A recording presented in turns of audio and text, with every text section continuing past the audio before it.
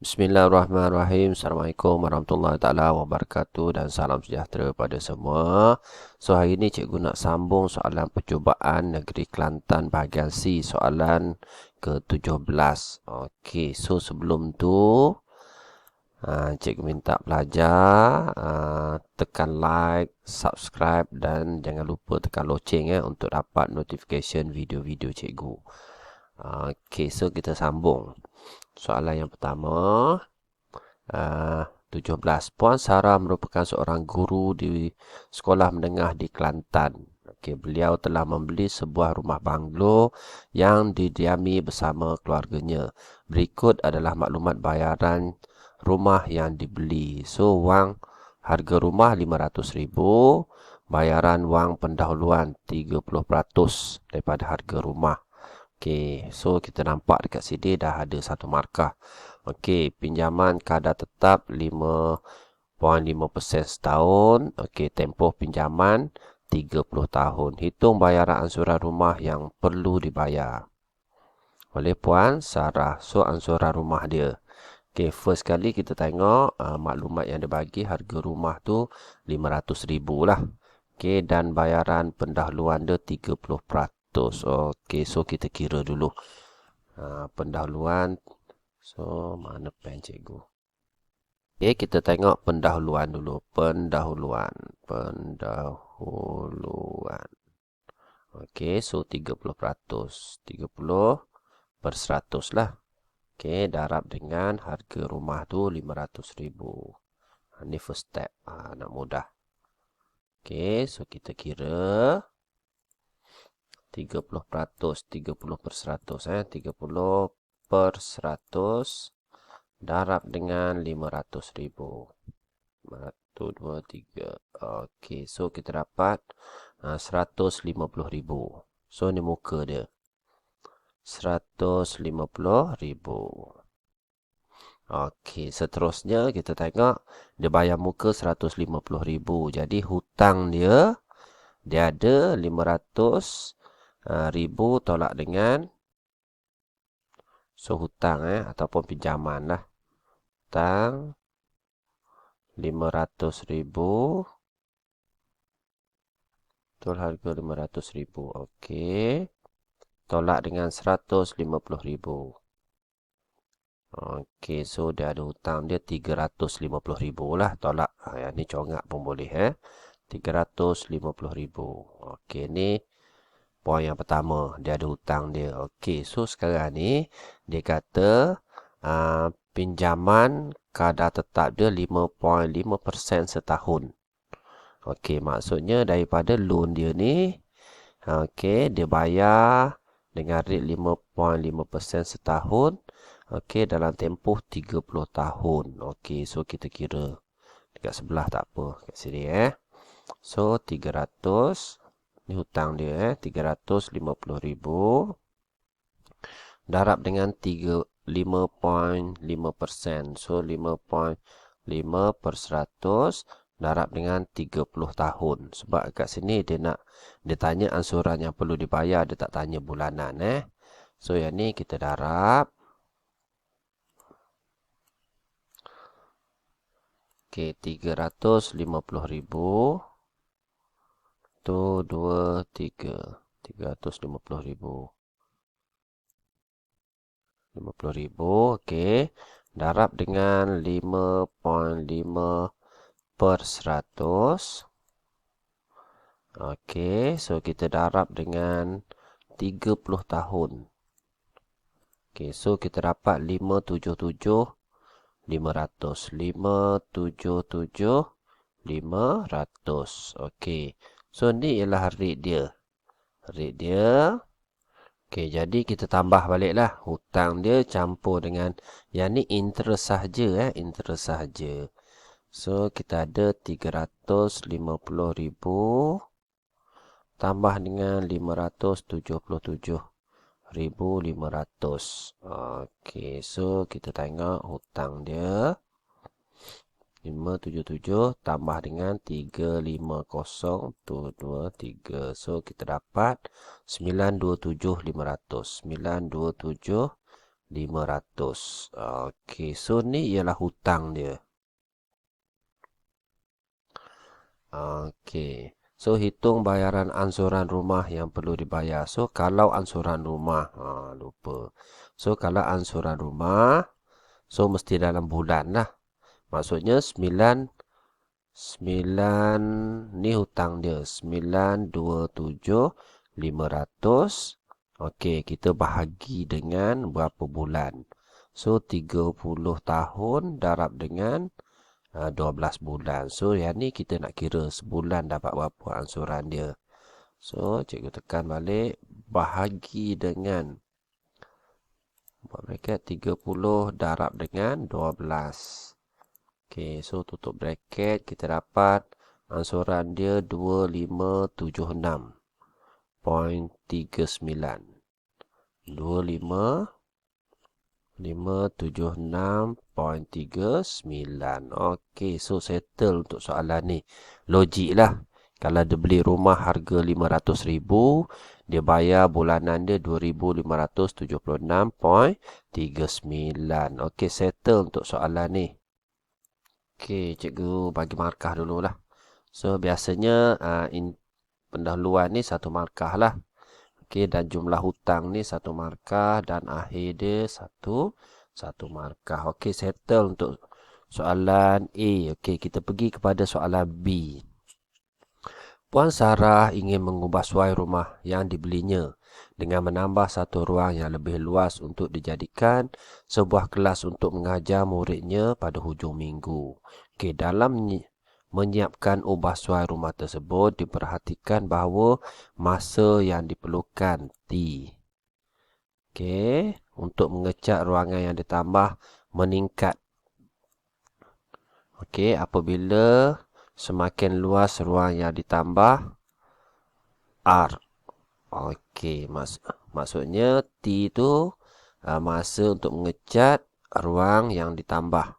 Okey, meningkat apabila semakin luas ruangan yang ingin ditambah. Okey, walau bagaimanapun, masa tersebut didapati berkurang jika bilangan pekerja yang mengecat ruang tersebut adalah lebih ramai. Ini mudahlah. Okey, jika 200 minit digunakan oleh 5 pekerja untuk mengecat ruang seluas 100 meter persegi, hitung luas ruang yang boleh dicat oleh 3 pekerja dalam masa 4 jam. Okey, yang ni kita ni untuk soalan ubahan. Okey, so kita tengok maklumat yang dibagi. So, kalau kita keluarkan maklumat, so cikgu tulis kat bawah. So, T. Okey, berkadar terus. Berkadar terus dengan luas ruang yang ingin ditambah R. Okey. Dan berkadar songsang. Ini berkurang. Berkadar songsang kepada P. Mudahlah kalau kita tahu persamaan macam ni, mudah. Okey, so first kali mesti dia nak cari nilai K. So, kita T sama dengan K. Kita nak pemalar. Tukar kepada persamaan. Simbol ni tukar. Okey. KR per dengan P. Okey, kita tengok maklumat yang dia bagi pada kita first. Okey.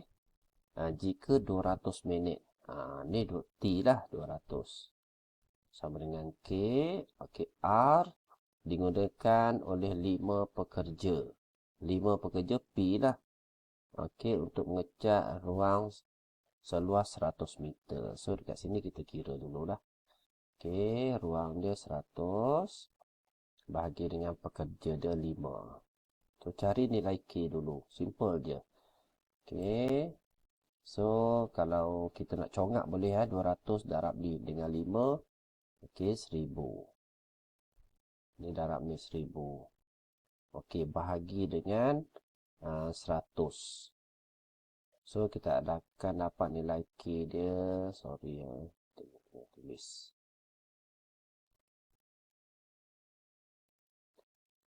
Okey, so kita potongnya lah 2, 2. So, K dia kita dapat 10. Okey, 10. Okey, masuk balik dalam persamaan dekat sini. K ni masuk balik dekat sini. So, kita dapat jawapan yang pertama. T sama dengan 10 R per dengan P. Okey, settle yang pertama. Okey, kita tengok yang kedua. Hitung luas. Okey, soalan dia nak hitung luas. Okey, ruangan yang boleh dicat 3 orang. Bekerja dalam tempoh 4 jam. Okey, so kita ganti je lah. Bekerja ni 3 orang. Okey, masa dia 4 jam. So, dekat sini cikgu tukar terus siap-siap. Kalau 4 jam Okey, daripada persamaan ni, T sama dengan 10 R per P. So, T ni kita ganti dengan berapa jam tadi? 4 jam. So, 4 darab dengan 60. Okey, 240 lah. Okey. 240 sama dengan 10. R ni kita nak cari bilangan yang pekerja dia bagi tadi 3. So, 3. Yang ni kira seperti biasa. Okey, kalau pelajar nak tekan kalkulator terus pun boleh. Cikgu ajar terus cara tekan kalkulator.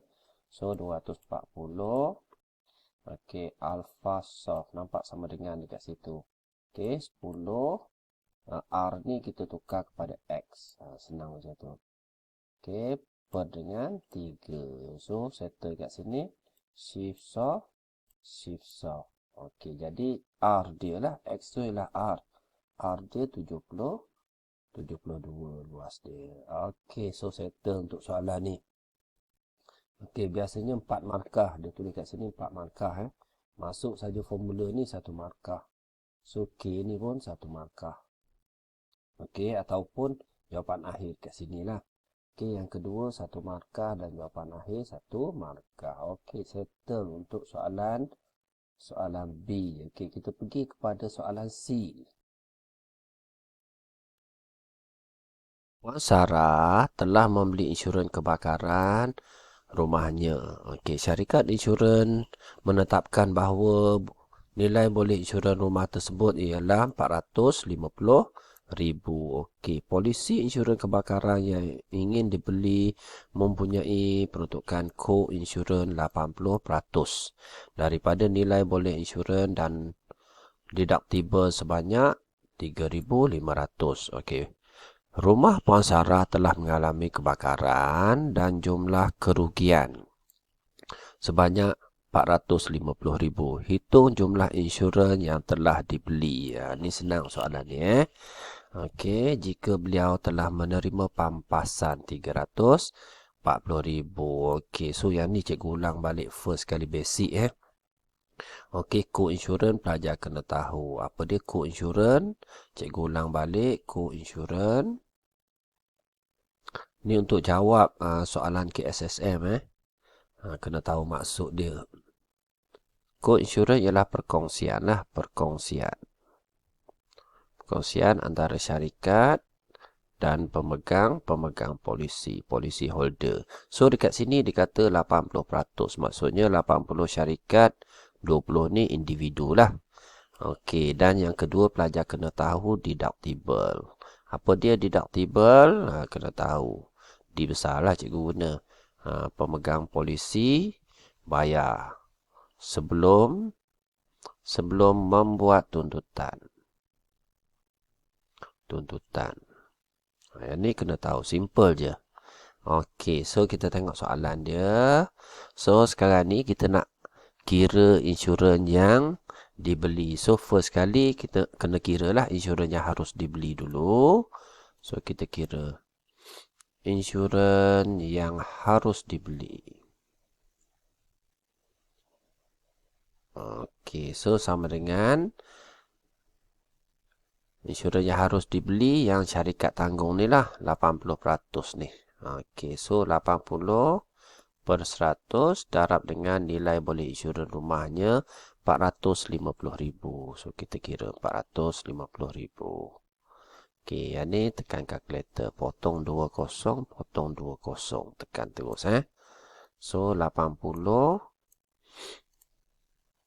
Okey, darab dengan 450,000. Okey, so kita akan dapat 360,000.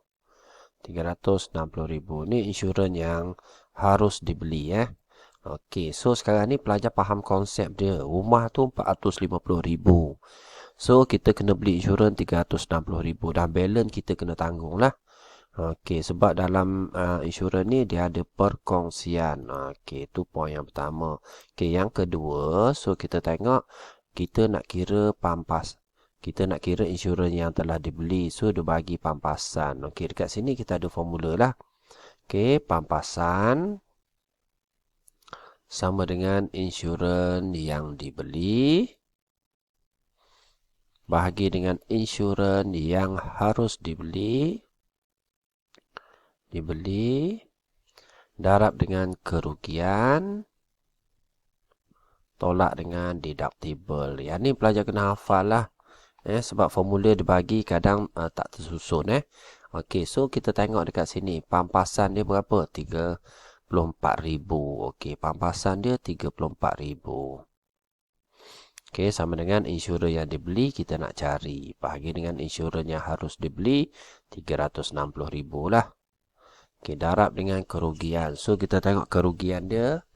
Jumlah kerugian 45,000. So 45,000 dia rugi.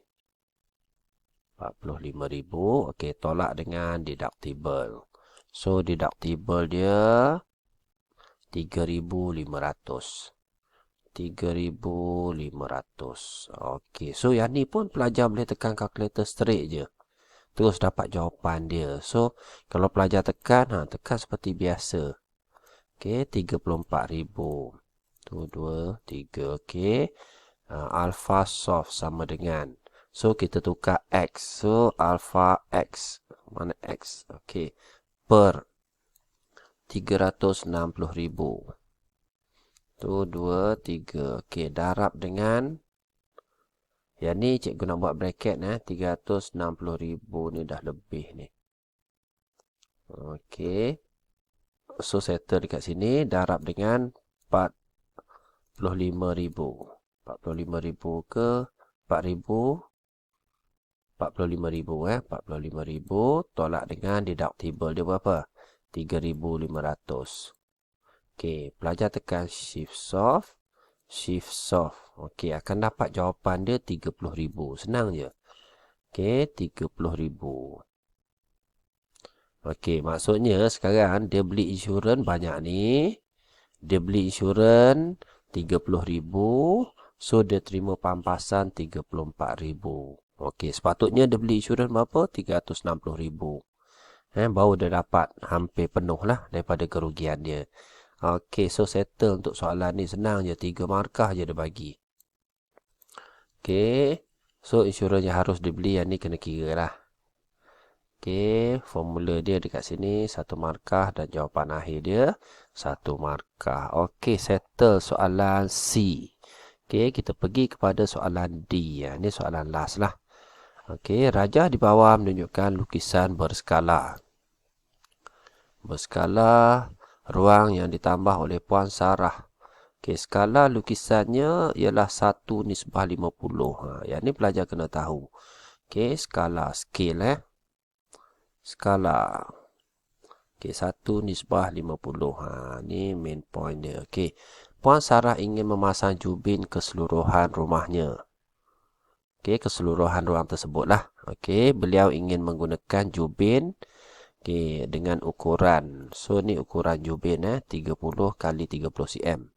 Dengan harga RM2.40 keping. Okey.